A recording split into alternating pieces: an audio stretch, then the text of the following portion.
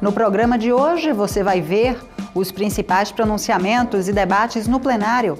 Vereadores recebem auxiliares e técnicos em enfermagem para intermediar acordo com a Prefeitura. Almir Fernando e Jurandir Liberal pedem plantões de fim de semana das delegacias. Marília Arraes critica projeto do Executivo em tramitação na Câmara. E tem também o resultado da reunião conjunta das comissões de Legislação e Justiça e de Finanças e Orçamento. Agora, no TV Câmara do Recife.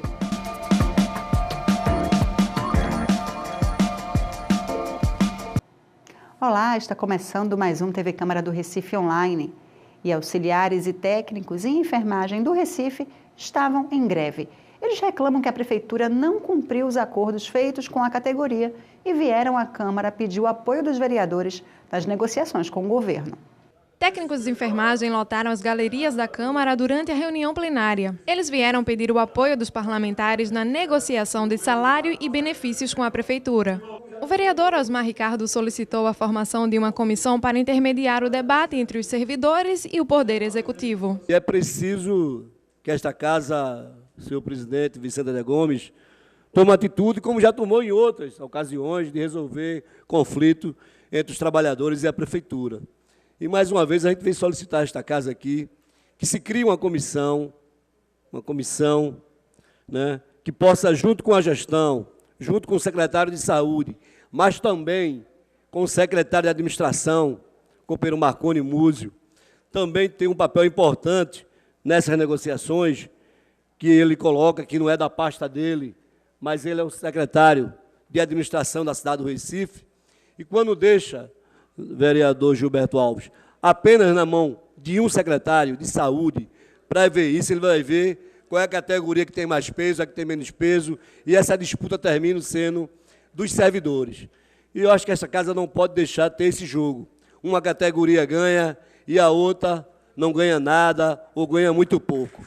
É preciso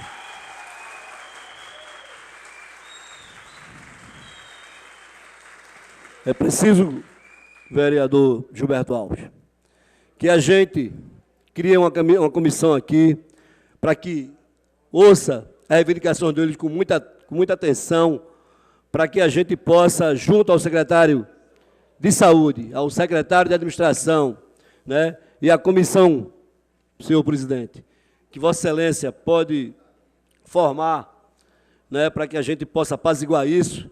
Já o vereador Jurandir Liberal disse apoiar a causa dos técnicos. Queria cumprimentar todos os companheiros da saúde, companheiras da saúde aqui presentes, sejam bem-vindas e vamos lutar para ter sucesso, né? Ainda durante a reunião plenária, o presidente da Casa, Vicente André Gomes, recebeu uma comissão dos técnicos de enfermagem na sala da presidência. Os profissionais falaram sobre as reivindicações da categoria. A categoria tem duas reivindicações principais, que é a regulamentação da Lei do Adicional de Desempenho de Equipes, que é um incentivo repassado pelo Ministério da Saúde para as secretarias municipais e estaduais de saúde. Uma parte é utilizada para custeio das ações de saúde e uma parte para incentivo dos trabalhadores. A outra lei que nós estamos lutando pela regulamentação é a lei do PEMAC.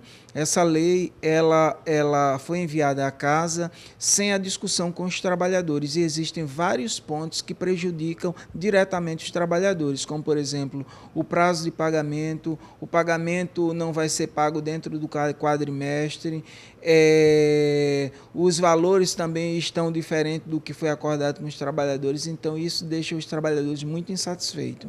O presidente Vicente André Gomes disse que a casa está aberta ao diálogo. A Câmara, mais uma vez, tenta negociar esse impasse entre técnicos e Prefeitura, porque estão em greve, o compromisso é de saírem de greve, os postos de saúde voltar a funcionar e o secretário vai nos receber com uma comissão para ver se encontramos um ponto de equilíbrio entre os interesses.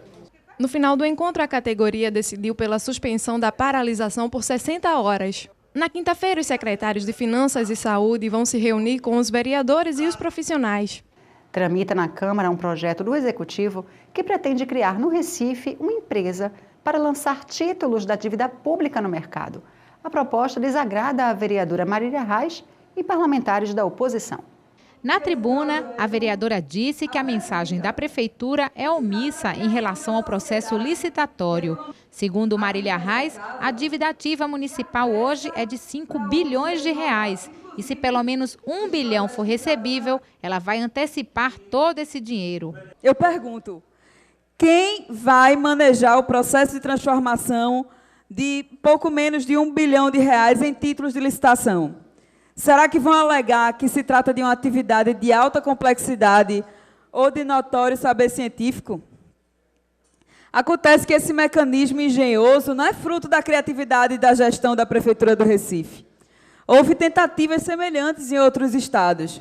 A gente tem notícia de lei no estado de São Paulo e na Prefeitura de Belo Horizonte. Em todos os casos, houve sérios questionamentos sobre a legalidade dessas operações.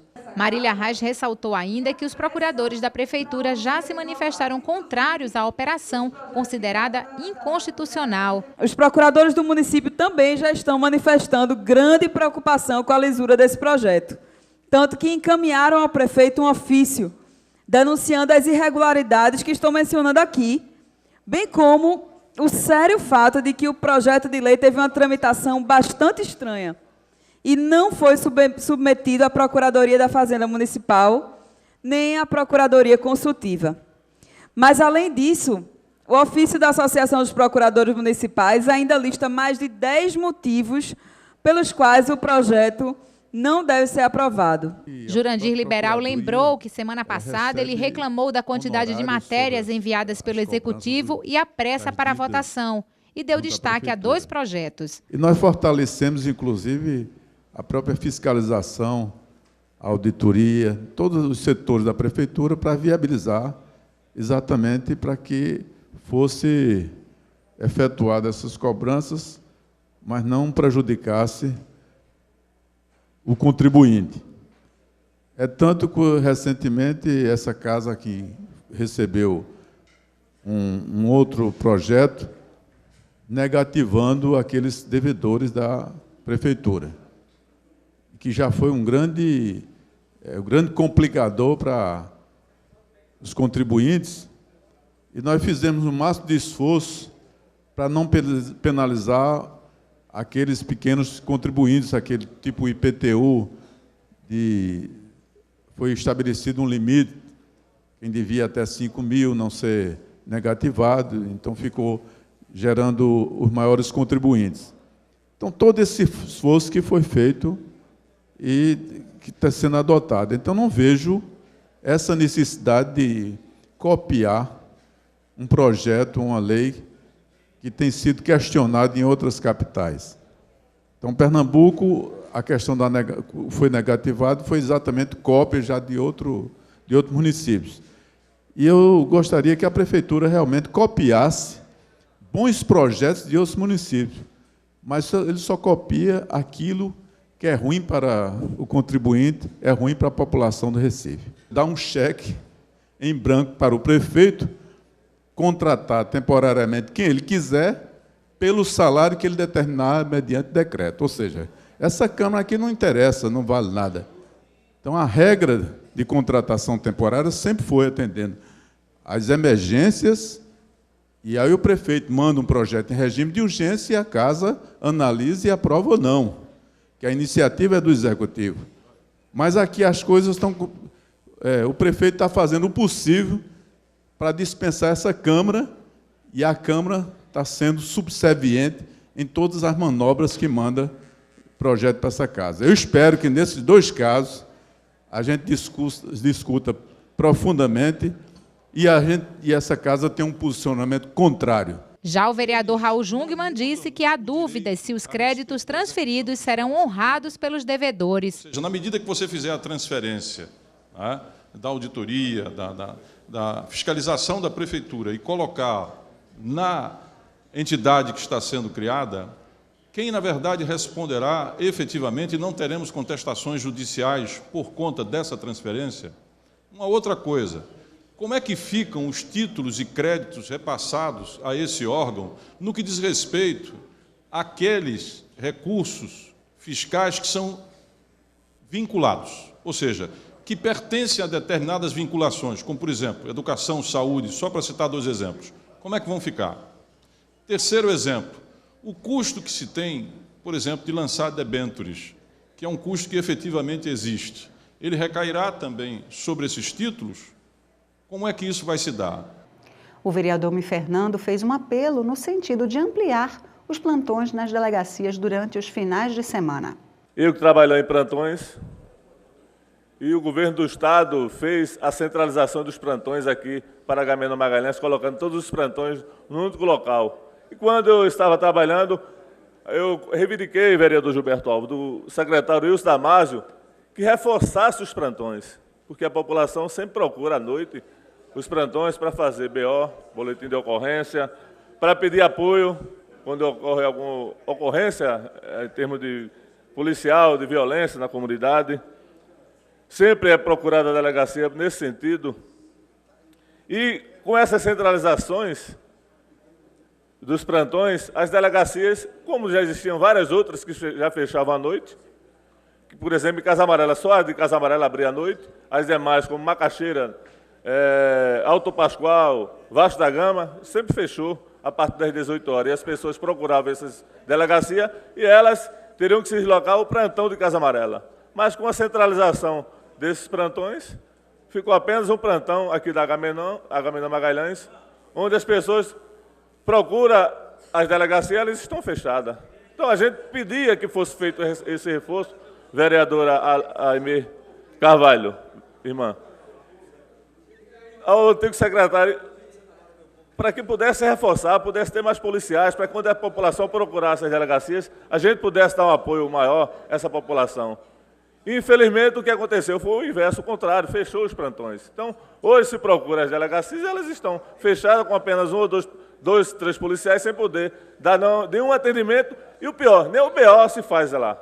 Né? Então, a gente, se não for possível com o atual governador, que reveja essa situação, que se faça isso com o Paulo Câmara, que se volte, se abra os plantões, que se amplie esse atendimento às comunidades, não centralize, porque isso é ruim para a população e é ruim para a própria Polícia Militar, que tem que ir para o local só, lá na Agamenon Magalhães, infelizmente sem nenhum tipo de estrutura para poder atender nem os policiais, nem a população, nem o cidadão que procura a polícia para fazer isso. Jurandir Liberal também lembrou que a Delegacia do Meio Ambiente é uma das que não funciona durante os fins de semana. A Secretaria do Meio Ambiente só funciona de segunda a sexta. Ou seja, a população que quer destruir árvore, quer fazer bagaceiro, utiliza exatamente o final de semana para isso. E eu me lembrei, vereadora Priscila, que era igual à Delegacia da Mulher. A Delegacia da Mulher funcionava de segunda a sexta, então os maridos, às vezes os caras batiam nas mulheres no final de semana e as mulheres ficavam desprotegidas. Então, da mesma forma que foi resolvido o problema das mulheres, eu gostaria que fosse resolvido os problemas das árvores da cidade do Recife, com um apoiamento no final de semana, para que as pessoas não cometam esses crimes ambientais e não tenham a proteção devida da nossa cidade. A Câmara de Vereadores tem tido um posicionamento muito inteligente e razoável na proteção do meio ambiente, a gente tem colaborado o máximo, mas é preciso que o Executivo tome as providências de fiscalização, que, de um certo modo, isso não é papel do vereador, mas a gente está ajudando enquanto pode. Isabela de Roldão lembrou a passagem do Dia Mundial de Luta contra a AIDS. No Brasil, o número de pessoas contaminadas com a doença aumentou em 11%. O relatório da UniAIDS alerta ainda para o fato de que alguns países concentram maior risco relacionado ao HIV. Na África do Sul, apenas 3 países, a Nigéria, a África do Sul e a Uganda, respondem juntos por 48% das novas infecções. O documento também destaca 6 países, República Centro-Africana, República da Democracia do Congo, Indonésia, Nigéria, Rússia e Sudão do Sul, como sendo vulneráveis a 3 ameaças relacionadas à AIDS. Alto risco de infecção pelo HIV, baixa cobertura de tratamento e pequena ou ausência de declínio de números de novas infecções. Os esforços globais para ampliar o acesso à terapia antirretroviral aos infectados, que é gratuito no Brasil, estão funcionando, destaca a UniAIDS no relatório. Em 2013, 2,3 milhões de pessoas passaram a ter acesso ao tratamento, elevando o total no mundo para 13 milhões. Se acelerarmos isso até 2020, estaremos num bom caminho para acabar com a epidemia em 2030. Se não fizermos isso, levaremos uma década extra ou mais, afirma o relatório. Então, é isso que eu gostaria de compartilhar hoje com Vossas Excelências, dizer que a importância de vocês estarem aqui, especialmente vocês profissionais da saúde, vocês profissionais essenciais nesse tratamento, de poder estar aqui, abrilhantando essa tarde, participando desse processo e reforçar. Hoje, 1º de dezembro, é o Dia Mundial de Combate à Doença, de combate, de enfrentamento ao vírus da AIDS. E o preconceito pouco ajuda ou só atrapalha. Então, a gente precisa romper a barreira do preconceito para que a gente possa sensibilizar as pessoas da importância de fazer o teste, de fazer o exame, porque a consciência de que contém o vírus, de que tem o HIV, é fundamental para poder enfrentar essa doença e evitar que ela se propague cada vez mais. Como a gente sabe que, infelizmente, tem acontecido, especialmente com os jovens. Hoje, especialmente aqui, a gente faz referência a Recife, ao Estado de uma forma geral, mas aqui a Recife, de como é fundamental a gente ter esse diagnóstico para evitar essa proliferação. E que isso possa ser debatido, a gente já trazia algumas questões aqui importantes, de que isso possa ser debatido dentro de sala de aula. Porque o jovem precisa ter consciência, essa consciência precisa ser formada dentro de sala de aula, dentro de casa, acabar com esse pudor, com esse mito de que certos assuntos não podem ser tratados, precisam ser tratados, enfrentados com seriedade, mas, ao mesmo tempo, enfrentados com tranquilidade para que a gente possa vencer. Raul Jungmann pediu mais atenção ao Parque Dois Irmãos. Denúncias apontam mortes de animais em instalações com risco de desabamento. Nós tomamos conhecimento que no Horto de Dois Irmãos, o telhado da jaula de animais, não é, felinos e, portanto, animais selvagens, como é o caso de tigre, de onça, etc., ela estaria praticamente a desabar. E que isso podendo representar um risco de vida. Volto a dizer, o Horto de Dois Irmãos não é atribuição municipal, mas é algo que eu acho que deveria nos preocupar, e eu pediria a Vossa Excelência, eu não sei se caberia, no caso, que nós oficiássemos o governo do Estado nesse sentido, para que tomasse providência, já que o senhor imagine o efeito desastre que significaria, por exemplo, num domingo repleto de pessoas, de pais, e nós já fomos tantas vezes lá, inclusive levando nossos filhos, e ali acontecer a fuga de algum daqueles animais de grande porte e, evidentemente, de grande periculosidade. O outro aspecto também referente ainda ao Horto de Dois Irmãos, que nos preocupa, é a morte de 3 aves muito raras, que são as ararinhas azuis. Eu fui presidente do IBAMA e sei que esse é um dos animais em extinção mais raros que nós temos na nossa fauna.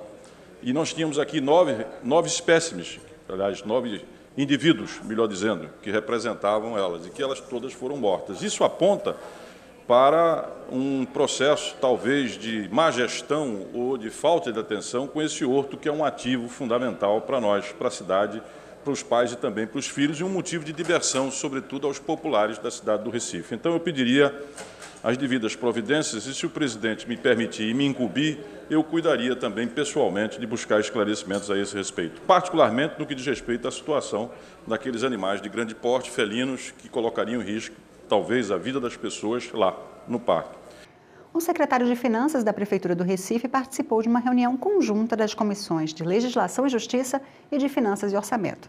Ele veio explicar detalhes de projetos do Executivo que estão em tramitação na Câmara. O secretário Roberto Pandolfi, junto com a equipe de finanças da Prefeitura, veio tirar dúvidas das comissões e dos vereadores em relação a 7 projetos de lei encaminhados pelo Executivo à Câmara na semana passada.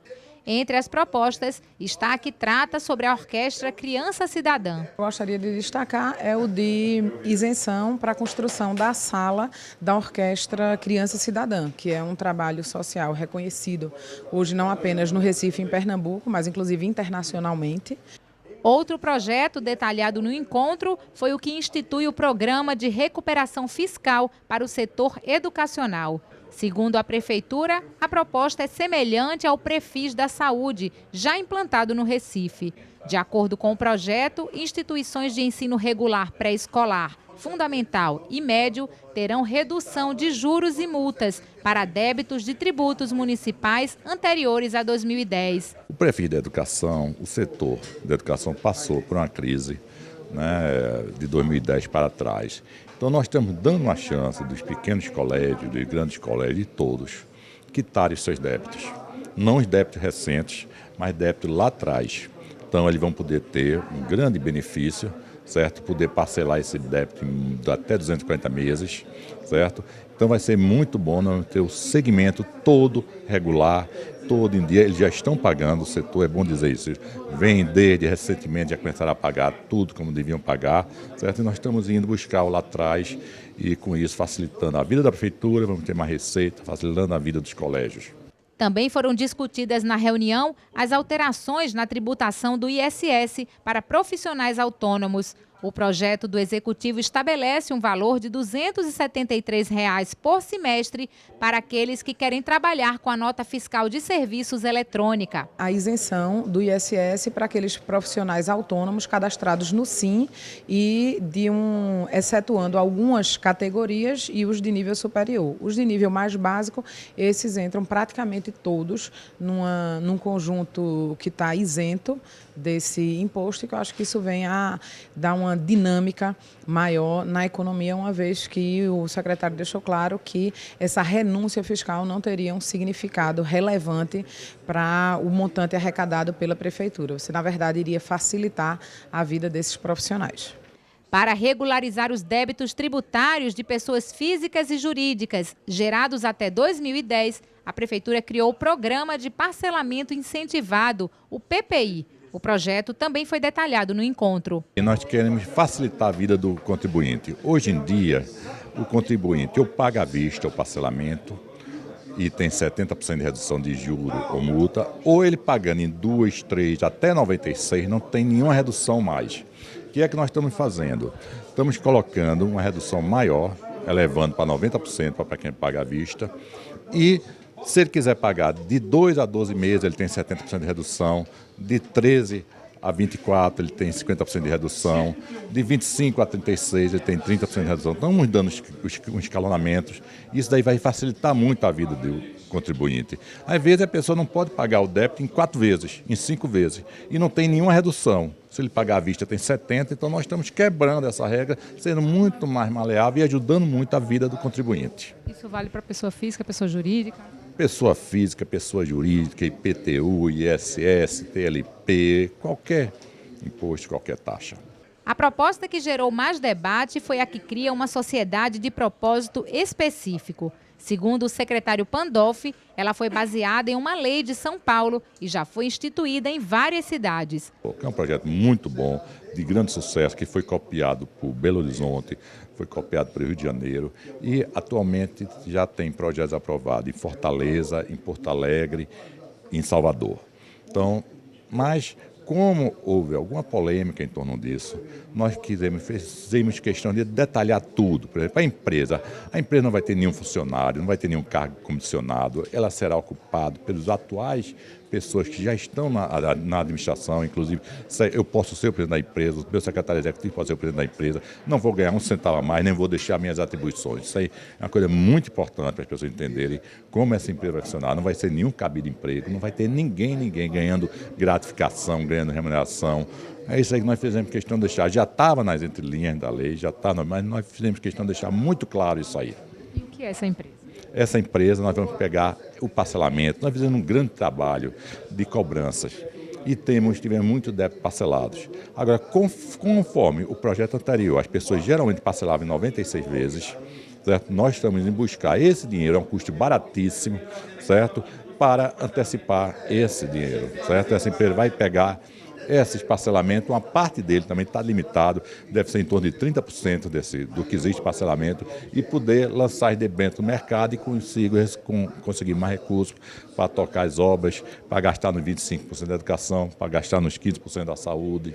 Mas o projeto recebeu um substitutivo do próprio Executivo, com algumas alterações que já haviam sido questionadas pelos vereadores. Nós não chegamos a analisar especificamente o substitutivo, porque ele chegou hoje à tarde aqui na casa. As informações preliminares trazidas pelo secretário, de fato, foram no sentido de dirimir as dúvidas e os senões que nós encontramos nesse projeto. Agora, o que é que vai caber a cada um, a mim e a cada um? A gente fazer a mesma análise minuciosa que a gente tinha feito do projeto original, fazer agora em relação a esse substitutivo, para ver se novas dúvidas aparecerão, e aí a gente vai procurar de novo o secretário. Aliás, por iniciativa do vereador Raul Jugman, vai ser marcada uma data para que ele venha para fazer um debate mais amplo, e aí já em cima desse substitutivo. Então ficou claro que aquelas dúvidas, os questionamentos que nós fizemos em relação a esse projeto 36 originalmente, elas tinham sentido. Tanto tinham que a Prefeitura enviou um substitutivo para solucionar essas questões. Agora é fundamentar, né, a distribuição dos pareceres, porque alguns têm prazo de emenda amanhã, se encerrando, e aí essa reunião foi mais para subsidiar os pareceres desses projetos. Então ele foi bastante explicativo, tirou todas as dúvidas, se colocou à disposição de ampliar um debate no projeto no PLE 36, que é um projeto bem polêmico, e eu acho que foi positiva nesse sentido de esclarecer, tirar algumas dúvidas e fundamentar os vereadores para a elaboração dos seus pareceres. Foram apresentadas algumas sugestões de emenda, tanto no seio da comissão como emendas de parlamentares que ainda cabem em alguns projetos, e aí essas reuniões, essas discussões, ela é bastante positiva nesse sentido, porque é uma maneira, uma forma da Câmara e do Legislativo contribuir com o Executivo na elaboração dos projetos para que saia realmente um projeto de lei que venha atender a sociedade, que venha atender o cidadão.